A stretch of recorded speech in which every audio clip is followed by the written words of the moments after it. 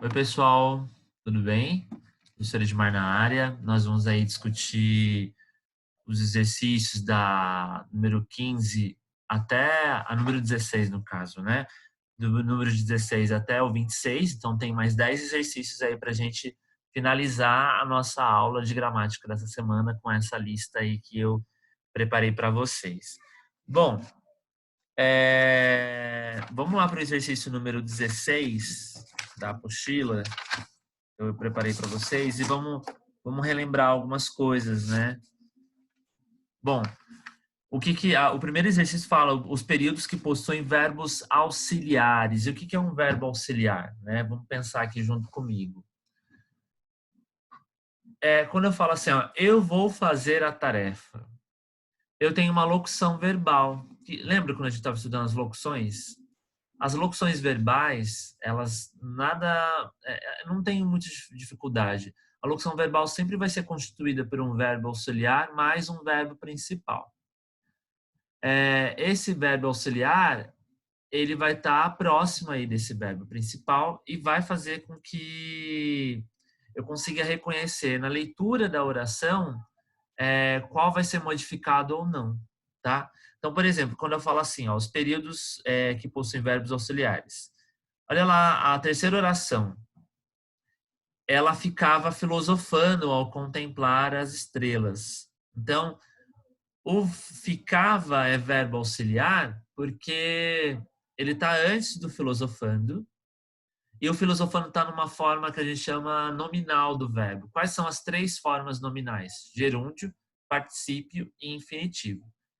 O que é uma forma nominal? É uma forma que se aproxima de um nome.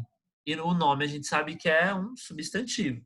Então, quando eu falo é, andar, andar termina em ar, vender termina em er e partir termina em ir, eu tenho aí o meu infinitivo, tá? Que a gente vai chamar de forma original do verbo, como o verbo veio ao mundo. E quando eu falo andando, vendendo ou partindo, eu tenho o meu gerúndio, que é o que a gente aprende no inglês, que eu já comentei isso em sala de aula com vocês, que é o present continuous, quando você coloca o ing no final do texto.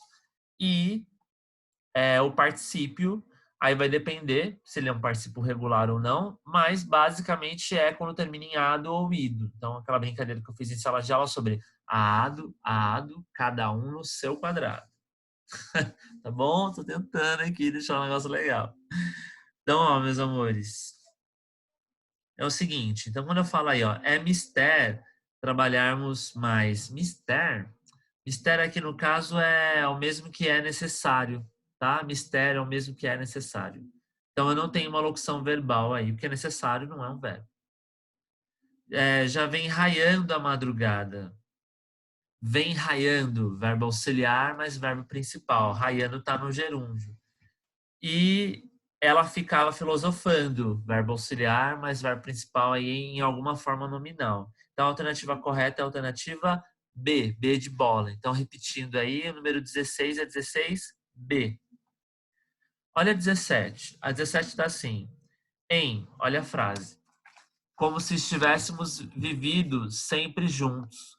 A forma verbal está no... Isso não deu tempo de ensinar para vocês ainda, mas os verbos, eles são divididos em modos e tempos verbais. O modo, eu tenho o presente do indicativo, ou melhor, não é nem presente do indicativo, é o indicativo, o subjuntivo e o imperativo.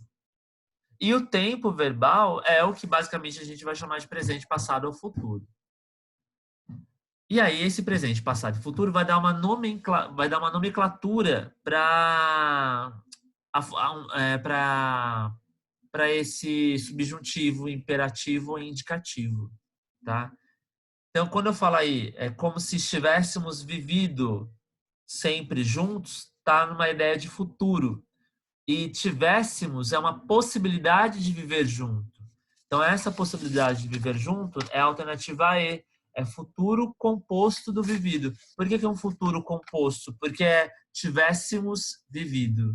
Entende? Eu tenho querendo ou não, uma locução verbal. A locução verbal ela faz com que eu deixe de ter um verbo, um período simples para ter um período aqui, nesse caso, um período composto.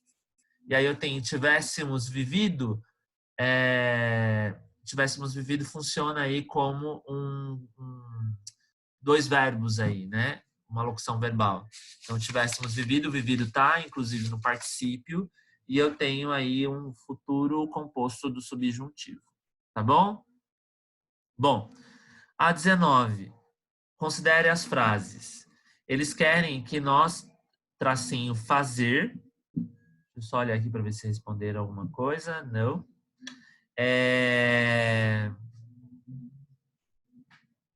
Vamos aí. Perdi o raciocínio. Eu pulei da 19 a 18. Ó. Acredito que Maria tenha feito a lição. Passando-se a oração sublinhada para a voz passiva, o verbo ficará assim. Então, o que é uma voz passiva? O que tem que ficar para vocês nítido, tá? Os verbos, eles têm vozes, eles assumem vozes verbais. O que são vozes verbais? Eu tenho a voz ativa, a voz passiva e a voz reflexiva. A voz ativa, quando lembra aquele exemplo que eu dei? O Edmar compra roupas. Aí isso é a voz ativa, porque quem executa a ação sou eu. Quando eu passo da voz ativa para a voz passiva, as roupas foram compradas pelo Edmar. Eu tenho uma voz passiva. Lembra? O meu objeto se torna sujeito paciente e o meu sujeito se torna agente da passiva. Tem aquela... Eles vão se cruzar, lembra? A gente fez isso na lousa.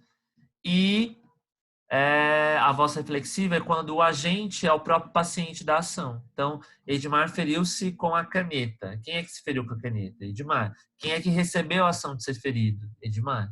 Então, eu sou o agente e o receptor, né, o paciente dessa ação verbal. Aí eu tenho acredito que Maria tenha feito a lição. Passando-se a oração sublinhada para a voz passiva, o verbo ficará assim. Bom, a lição foi feita pela Maria, tá? Eu estou passando da voz ativa para a voz passiva. Então, foi feita, tá na alternativa A, tá bom? Aí eu tenho aí a 19. Considere as frases. Eles querem nos fazer o trabalho, fazemos esforço para que todos cabem na sala, flexionando corretamente os verbos indicados, teremos. Então, eles querem que nós façamos o trabalho, tá? E depois fazemos esforço para que todos caibam. O verbo caber aí é interessante que a pronúncia certa e correta é caibam. Façamos e caibam, tá? É a alternativa correta. A alternativa E, 19E. A 20. A 20 teria que fazer uma exposição no quadro para vocês, mas quando eu der aula de verbo, eu vou explicar, vou retomar essa questão na apresentação dos slides e aí a gente vai ficar mais explícito. Essa questão ela está querendo explicar como é que é a formação do imperativo afirmativo e do imperativo negativo. Lembrando que o imperativo é um modo verbal que indica a ordem, pedido ou conselho, certo?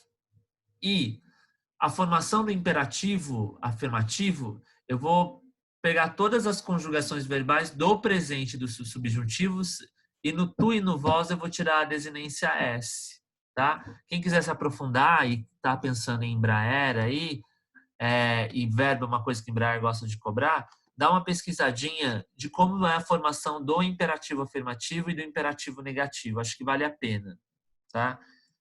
E o imperativo negativo eu vou pegar do presente do subjuntivo e vou copiar igualzinho, tá? Basicamente é isso. Então, a forma verbal correta, o vencerás está dizendo para mim que é o tu. É tu vencerás, né? Então, lutar é da primeira conjugação. Eu termino em A. Então, o correto seria luta, luta, não desistas e vencerás, tá? Basicamente é isso. Desistir, desistas, eu copio o tu do presente do subjuntivo sem tirar, porque é o imperativo negativo, sem tirar o S, que é do imperativo negativo, e o luta, eu vou tirar a desinência S do tu e do vós para eu produzir o imperativo afirmativo. Tá bom?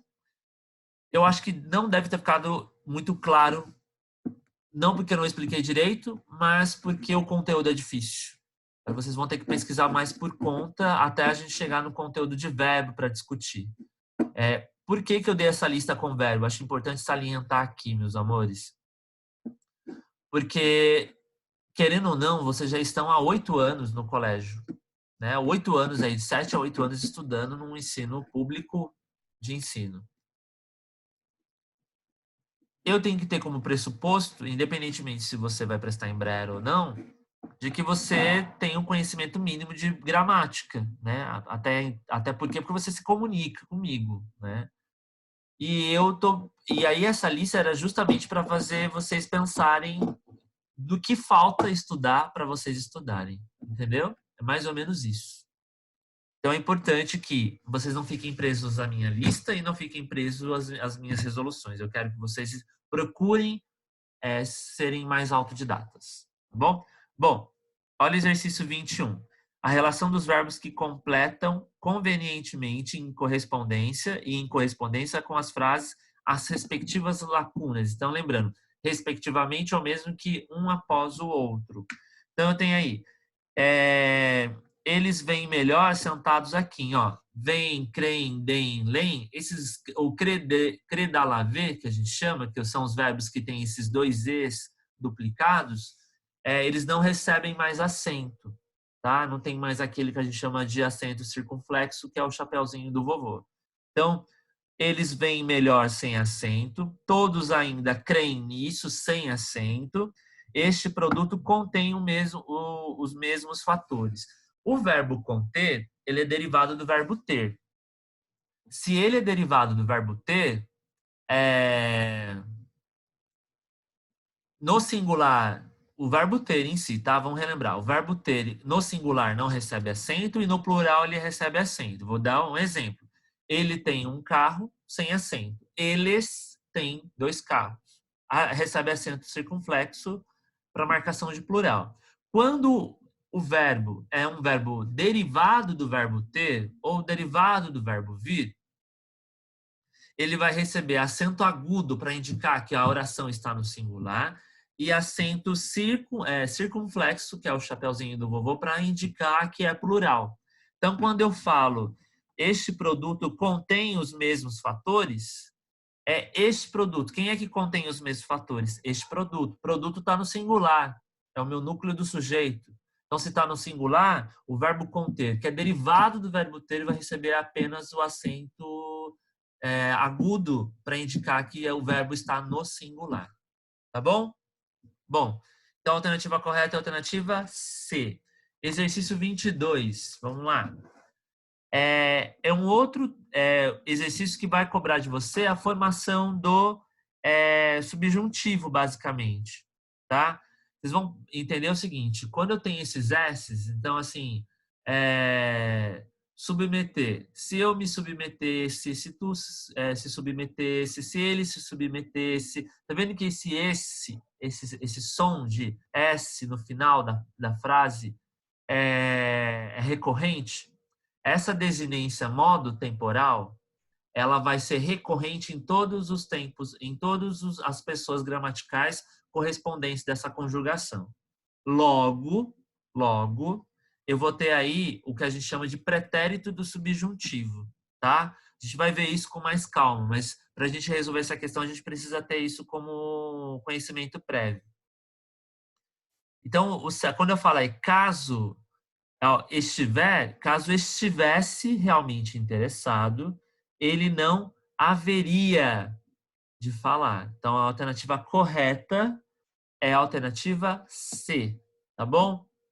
23. O modo verbal que expressa uma atitude duvidosa, incerta. O que é uma dúvida? É algo que é incerto. Eu não sei se de fato aquilo vai acontecer, certo? Talvez eu volte a trabalhar. Isso é uma possibilidade. Por que isso é uma possibilidade? Entende? Quando é uma possibilidade, é uma hipótese, é uma dúvida, eu tenho tempo, ou melhor, o modo verbal subjuntivo.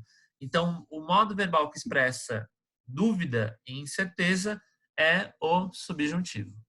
Tá bom? 24. Olha o que está dizendo. Ó. Diz a regra. Exprimindo embora o resultado de uma ação acabada, o particípio não indica por si próprio se a ação em causa é presente, passada ou futura.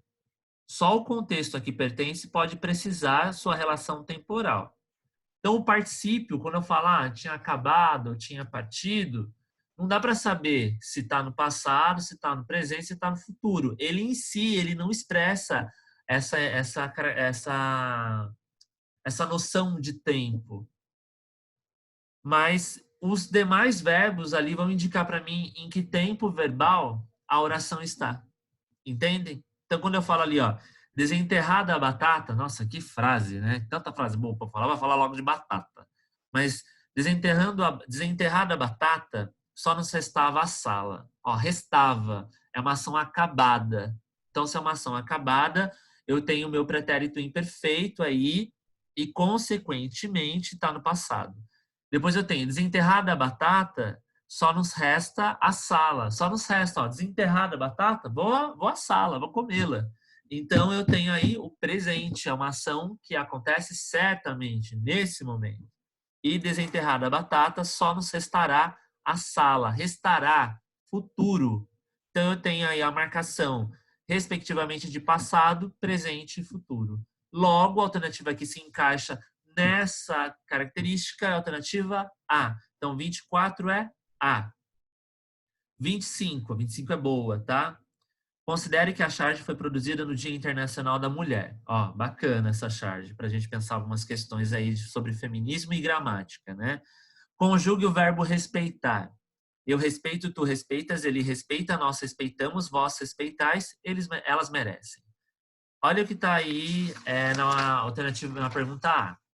Por que o verbo respeitar, quando conjugado na terceira pessoa do plural, é alterado para merecer? Isso aqui é uma discussão sobre o sentido. Lembra que eu falei que o coração da linguagem é o sentido que nós, seres humanos, produzimos sobre ela? Qual que é o sentido que essa charge tenta mostrar? Que as mulheres não merecem só respeito. Ou melhor, que esse discurso do respeito, ele é genérico. E que as mulheres, elas merecem sim respeito por, tradicional, historicamente, serem vítimas de violência. É uma crítica social. A charge, ela tem essa capacidade de fazer determinadas críticas sociais que permanecem no tempo, tá? Então, por que o verbo respeitar, quando conjugado na terceira pessoa do plural, é alterado para merecer? Porque o autor ali, né, o Duque, ele está querendo enfatizar que, independentemente de a mulher ter o respeito, ela merece ser respeitada, tá bom? Olha B. Em que tempo e modo verbal respeitar está conjugado? Está no presente do indicativo, tá? É uma ação que certamente acontece, Eu respeito, tu respeitas, ele respeita. Quais são as formas nominais do verbo respeitar e merecer? Então, lembra formas nominais? Gerúndio, particípio infinitivo. Então, respeitar e merecer está no infinitivo. Eu quero o gerúndio respeitando, merecendo. E o particípio respeitado ou merecido, tá? Como ficaria o verbo respeitar conjugado na terceira pessoa do plural? Aí é só colocar elas respeitam, tá? Elas ou eles respeitam. Olha a 26, é a última para a gente já se despedir aqui na nossa aula. Considere a charge a seguir e responda o que se pede. Eu odeio esses pneus. Aí eu tenho uma mulher que está segurando os pneuzinhos dela aí, essa saliência que todos nós temos por comer muito chocolate. E eu adoro esses pneus. Aí eu tenho o mosquito do Aedes aegypti, né? O mosquito da dengue olhando para os pneus, mas não é o pneu da mulher, é o pneu com água acumulada, parada, né? Em épocas de vírus, uma boa questão, né? Classifique os pronomes presentes na charge. Então eu tenho estes e esses, são pronomes que apontam, então são pronomes demonstrativos. Há uma palavra que dá margem para mais de uma interpretação. Qual é ela? Pneus. Pneu aí tem duplo sentido. Pneu de saliência na barriga e pneu de carro, ônibus, tá? De pneumático. E C. Explica o efeito de sentido produzido na charge quanto ao uso dessa palavra. Bom, o efeito de sentido é promover uma reflexão sobre que O pneu parado na mulher ali pode ser uma ideia de ela se identificar que está acima do peso. Então, a imposição do padrão de beleza que interpela determinados corpos na sociedade brasileira. Nossa, fui longe. E adoro esses pneus. O mosquito falando isso para o pneu. O efeito de sentido produzido aí é da ausência de conscientização das pessoas de não deixarem água parada, né? Verificarem aí possíveis lugares de acúmulo de água, né? A charge proporciona alguma reflexão ao leitor? Qual? Aí a reflexão é de cada um, né? Acho que existe uma crítica social muito bem marcada, muito bem presente, e a intenção aí é a gente pensar a respeito de quais são esses efeitos de sentidos que são produzidos justamente para modificar o comportamento do destinatário e fazer com que ele entenda o grau e a necessidade de se não permitir o acúmulo de água em pneus. Ok, tudo bem? Bom, então a gente encerra essa primeira lista de exercícios. Eu vou habilitar os comentários, vou aprender a fazer isso ainda hoje, vou habilitar os comentários no vídeo e eu espero que tenha ficado claro. Tá bom, meus amores? Então a gente fez aí, essa semana, avisem os pais de vocês, é importante, 26 exercícios.